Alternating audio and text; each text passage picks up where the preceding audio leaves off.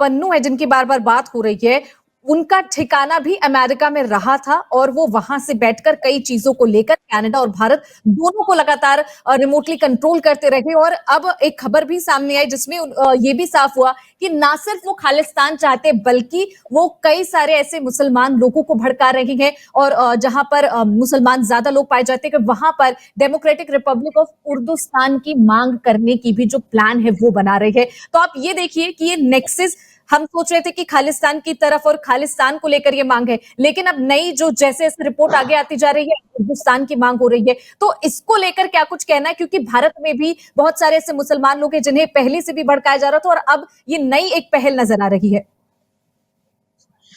देखिए, जो इसको थोड़ा ब्रॉडली समझते हैं निहारिका, जो आईएसआई का एजेंडा था, आईएसआई का एजेंडा इसी तरह का था। वो धीरे धीरे छोटे छोटे जो फॉल्ट लाइंस हैं इंडिया के, वो फॉल्ट लाइंस को वाइडर करने की कोशिश कर रहा था। वो फॉल्ट लाइन उनके हिसाब से जम्मू कश्मीर बड़ा था, इसलिए कि 370 के कारण वो उनको थोड़े से प्रिविलेजेस थे। एक दूसरा ये कि दूसरा फॉल्ट लाइन पंजाब था, जहां पर सिखिज्म के सिख उसके नाम पर वो अलग करने की कोशिश कर रहे थे। एक और उसको फॉल्ट लाइन नहीं कहेंगे, लेकिन हमारा फ्रेंडली और सिविलाइजेशनली हमारे वो भाई हैं, इसलिए वो और थोड़ा सा फाइनेंशियली और वो है, वो नेपाल का मामला है। नेपाल पर हम बहुत सारा बाकी और देशों की तरह से बॉर्डर नहीं रखते हैं, खुला बॉर्डर है, तो वो एक ऐसा जगह है जिसका वो उपयोग करते हैं। इसके अलावा पूरे देश में बहुत सारे ऐसे पॉकेट्स हैं जहां पर जो जो वो कहते हैं मुस्लिम इलाका, वो उन इलाकों में ये अपने एजेंट्स के थ्रू घुसपैठ करके इंटरनल डिस्टरबेंस पैदा करने की कोशिश करते हैं। तो ये पाकिस्तान की विदेश नीति भी रही है, होम मतलब इंटरनल सिक्योरिटी पॉलिसी भी रही है। वो पाकिस्तान वो जम्मू कश्मीर में डिस्टरबेंस कोशिश करते हैं और पंजाब में डिस्टरबेंस कोशिश करते हैं। बाकी और जो छोटे छोटे बाकी ऐसे इलाके जहां पर मुस्लिम पॉपुलेशन का कॉन्सेंट्रेशन ज्यादा है, वहां करने की कोशिश करते हैं। नेपाल से बहुत सारे लोगों को भेजा है इस तरह की गतिविधियों के लिए। तो वो एक बड़ा विषय है, लेकिन हमको लगता है कि इंटरनल सिक्योरिटी को लेकर के सरकार चौकन्नी है, लेकिन 140 करोड़ के देश में मैन टू मैन पुलिसिंग तो संभव नहीं है। इसलिए बहुत सारे आपको ऐसी घटनाएं भी दिखेंगी जब कुछ इस तरह की गतिविधियां या कुछ इस तरह के लोग पकड़े भी जाते हैं। और ये भी हो सकता है कि बहुत सारे लोग ऐसे हों जो लगे भी हों, कर रहे हो, तो आज नहीं तो कल वो पकड़े जाएंगे। तो ये एक स्थिति है।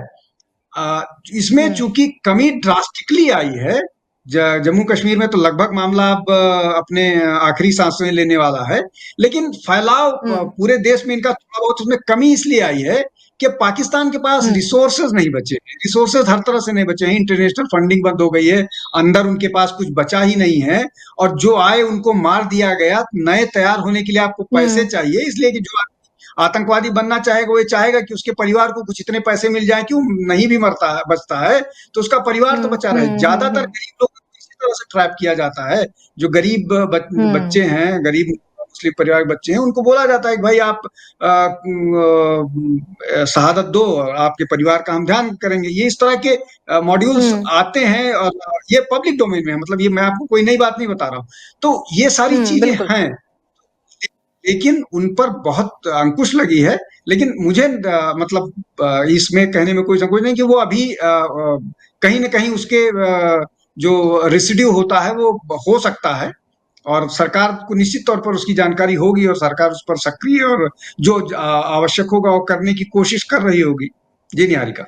विनोद जी, आपने जम्मू कश्मीर की बात की और ये कहा कि कई चीजें वहां पर जो चल रही थी वो अब अपने अंतिम सांस में है। तो मुझे ऐसा लगता है कि जो जम्मू कश्मीर में तमाम चीजें हुई, सरकार ने उस पर रोक लगाई और तमाम चीजों को शांत करने की कोशिश की, क्योंकि जो पहले हालात थे वो बेहद ज्यादा खतरनाक थे। वहां जाने से पहले भी 100 बार सोचना पड़ता था, लेकिन अब जो तमाम चीजें उसको शांत कराया गया, वहां के लोगों में एक नई जो पहल है वो शुरू करने की कोशिश की गई। और वहां पर जो चीजें हैं, चाहे एजुकेशन को लेकर हो, चाहे बच्चों को लेकर हो, चाहे महिलाओं को लेकर, उन तमाम चीजों पर नकेल कसने की की भी कोशिश की गई। तो क्या ये तमाम चीजें जो हैं वो जो लोग कश्मीर को अपना मानते थे और कश्मीर को लेकर कई बार जो झगड़े हैं वो पैदा करने की कोशिश करते थे, तो क्या इनके खून में उबाल हम पैदा करते, क्योंकि कश्मीर में जो वो कराना चाहते थे वो अब हो नहीं पा रहा है। और अभी G20 जो है उसका एक फंक्शन भी श्रीनगर में हमने करवाया। तो ये तमाम जो मैसेज है वो बड़ी तेजी से भारत दे रहा है। तो क्या इन तमाम चीजों का असर ISI और तमाम ऐसे लोगों पर पड़ता है जो कश्मीर को अपना मानते थे और चाहते थे कि वहां पर लगातार इस तरह की चीजें होती रहे?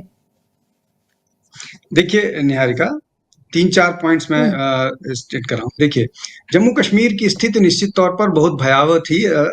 हम लोग भी जब जम्मू कश्मीर का इलेक्शंस कवर करने जाते थे तो बहुत सारी जगहों पर जा नहीं पाते थे, बहुत सा लगातार डर रहता था। लेकिन 3-4 चीजें हुई। 370 हटा, जमाते इस्लामी जम्मू एंड कश्मीर बैन हुआ, अफगानिस्तान में से यूएस गया, उसके बाद वो अपने मुश्किलों में फंस गए कि उनको सरकार कैसे बनाया जाए, उनके अपने संसाधन रिसोर्सेज कैसे जनरेट किया जाए, और वो भारत की तरफ से उम्मीद की निगाह से देख रहे थे। तो जो फिदाइन जम्मू अफगानिस्तान से जम्मू एंड कश्मीर आते थे लड़ाई लड़ने के लिए, कश्मीर को इस्लाम की लड़ाई लड़ने के लिए और कश्मीर को भारत से मुक्त करने के लिए, उनका आना कम हुआ। और सबसे महत्वपूर्ण बात यह है कि जो सिक्योरिटी एजेंसीज थी वो उनको पूरी तरह से इस तरह का मौका दिया गया कि आतंकवाद को लेकर के जीरो टॉलरेंस। तो ये जो 4-5 चीजें एक साथ हुई ना, इसके कारण वहां पर एक तो आतंकवादियों को न्यूट्रलाइज किया गया, और लगभग जिस तरह से जम्मू कश्मीर के डीजीपी का कहना है कि 30-40 लोग 30 के आसपास लोग और बचे हुए हैं, बाकी वहां जो कभी 800-700 या की बात होती थी वो सब चले गए। एक बात। दूसरा ये कि कोई भी आतंकवाद तब तक सफल नहीं हो सकता है जब तक उसको लोकल सपोर्ट नहीं मिले। जमाते इस्लामी को पूरी तरह से बैन करने के बाद, उनको दबाने के बाद वहां पर जो लोकल सपोर्ट था वो खत्म नहीं कहूंगा कि हुआ, लेकिन कम जरूर हुआ। अगर कम हुआ तो लोकल सपोर्ट न मिलने के कारण बहुत सारे पकड़े गए, बहुत सारे मारे गए। बहुत सारे मारे गए, पकड़े गए, ये बहुत बहुत महत्वपूर्ण है कि बहुत सारे लोगों की गिरफ्तारी भी हुई है। तो ये एक बड़ा सिक्योरिटी एजेंसीज को फ्री हैंड देने के बाद जिस तरह से वहां पर टेररिज्म का सफाया किया गया, वो अनप्रेसिडेंटेड था। और ये सब ऐसा इसलिए हो कि जो जो वहाँ लोकल लीडरशिप थी, जो बहुत सारी जगहों पर कई बार डेमोक्रेसी नाम पर वो उसका स्वरूप बिगड़ जाता था, वो नहीं होने दिया गया, और कुछ चीजों को सख्ती से निपटाने की जरूरत थी, उसको किया गया। तो ये जो सारे फैक्टर्स है ना, ये इस न केवल जम्मू कश्मीर में चीजें ठीक की, बल्कि जो जितने कम खर्चे में ISI इन सब के बिना कभी 50 लोगों को मार, कभी 20 लोगों को मार दे, वो जो मास किलिंग होती थी, निश्चित तौर पर 2-4 घटनाएं हुए, जो 40 हमारे सिपाहियों की शहादत हुई थी, वो हुई थी। उसके बाद छोटे एक जो जिसको बोलते हैं ना कि चूज करके सेलेक्टिव किलिंग, कि कश्मीरी पंडितों को मारा जा रहा, वो सब हुए। लेकिन जो एक पहले मेहम करते थे वो रुक गया पूरी तरह से। तो ये फर्क पड़ा, और ये ISI के लिए बहुत नुकसान का कारण था। इसमें एक और जो मैं 4 चीजें गिनाई, इसमें एक बहुत बड़ा महत्वपूर्ण ये है, ISI के पास रिसोर्सेज नहीं रह गए। जो उनके पास रिसोर्सेज नहीं रह गए तो निश्चित तौर पर वो कम आतंकवादी भी शायद तैयार कर पाए। उनके पास फंड नहीं है तो आर्म एम्यूनिशंस कहाँ आएंगे? उन तो गोदुम क्या बोलते हैं, आटे की लड़ाई, आटे के लिए लड़ाई लड़ रहे थे सड़कों पर। तो ये 4-5-6 मतलब इसको अगर आप गिनाते जाएंगे तो और बहुत सारे फैक्टर्स, अगर एक के बाद एक याद आएंगे तो मैं आपको गिनाता जाऊंगा।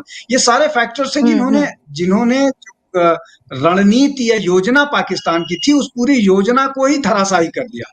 और इसके लिए ऐसा नहीं है और कि इसके लिए बाकायदा जी बताइए जी। और इसीलिए विनोद जी शायद दूसरा जो पाथ है उन्होंने ऑलरेडी तैयार रखा था कि वो कनाडा के थ्रू अब भारत पर आने की कोशिश करेंगे, जो विरोध प्रदर्शन है वो भारत के खिलाफ जारी रखेंगे, क्योंकि उनको कहीं ना कहीं पता था कि जो कश्मीर की स्थिति है वो भारत सरकार लगातार कंट्रोल करने की कोशिश कर रही है। इसलिए जो पाथ है वो कई सारे ISI ने खोल रखे हैं, चाहे वो कनाडा हो, चाहे अमेरिका हो, चाहे तमाम जगहों पर ऐसे कई लोग हैं जिनको अपने साथ बांध रखा है कि आगे कुछ होता है तो भारत विरोधी, चाहे पोस्ट हो, सोशल मीडिया हो, चाहे तमाम चीजें हो, उसको लगातार जागरूक रखें।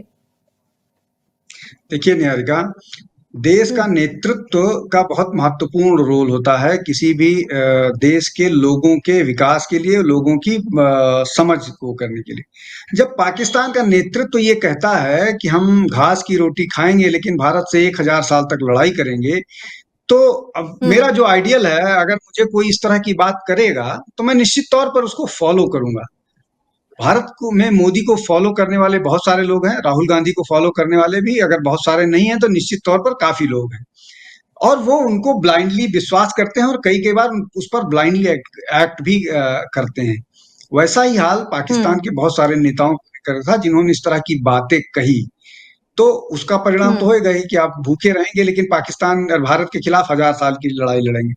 तो उसमें से कुछ तो ऐसे हैं जिन्होंने अच्छे पैसे कमाए होंगे बाहर जा करके, जिन्होंने रिसोर्सेज जनरेट किए होंगे, तो वो रिसोर्सेज इन सब चीजों में लगा रहे हैं, दे रहे हैं। तो वो बाहर इन लोगों को मदद करने की कोशिश कर रहे हैं। और कनाडा में इसी तरह के लोग हैं जो हुँ, हुँ, आईएसआई जिन लोगों को फंड करता है, वो वहीं से रिसोर्स जनरेट करता है। और वो उसी से ऐसे लोगों को, इस तरह के एलिमेंट्स को, जिनको या तो पैसा चाहिए या थोड़े दिन का फेम चाहिए और ये जानते हैं कि वो शायद अरेस्ट नहीं होंगे। अच्छा, एक और चीज होता था हुँ, पहले, जैसा होता था कि कोई आदमी बाहर रह करके भारत विरोधी गतिविधि करे तो भारत में उसके खिलाफ कुछ नहीं होता था। अब जैसे पुन्नू ने किया, पुन्नू ने क्या, पुन्नू का सारा ही हुँ, इंडिया का जितना प्रॉपर्टी था उसको सब अटैच कर दिया गया। तो अब वो बिलबिलाया हुआ था, मतलब वो, मुझे इस तरह का वो नहीं है, लेकिन वो शब्द नहीं इस्तेमाल करना चाहिए, लेकिन वो निश्चित तौर पर परेशान था। परेशान हुआ कि उसका सारा फंड, सारा यहाँ की प्रॉपर्टी गई। तो आप जब इस तरह का डर लोगों पर होगा तो कम से कम, वैसे अब बहुत सारे लोगों को ओआईएस कार्ड भी अब नहीं, कैंसिल करने की बात हो रही।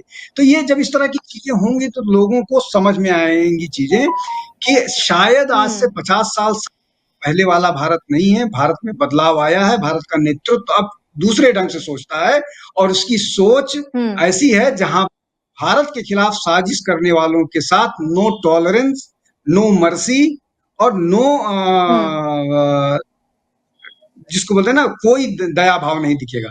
तो ये जो नो हुँ, ज़ीरो टॉलरेंस, टॉलरेंस नो, हाँ, हाँ, जीरो टॉलरेंस, जीरो मतलब नो मर्सी वाला जो हुँ, पॉलिसी चल रही है, भारत उसी पॉलिसी पर काम कर रहा है और वो रिजल्ट दे रहा है भारत को। रिजल्ट दे रहा है और मुझे लग रहा है कि बाकायदा सोची समझी प्लान, ऑब्वियसली इस तरह की हुँ, चीजें बिना योजना के नहीं होती हैं। और अगर योजना के, अगर सही ढंग से नहीं इम्प्लीमेंट होगी तो उसका वो ठीक, मतलब अगर ठीक से एग्जीक्यूट नहीं किए होंगे तो उसके परिणाम भी खराब हो सकते हैं। तो इसलिए उसका एग्जीक्यूशन, प्लानिंग सब बेहतर ढंग से किया गया है और वो स्पष्ट नजर आ रहा है।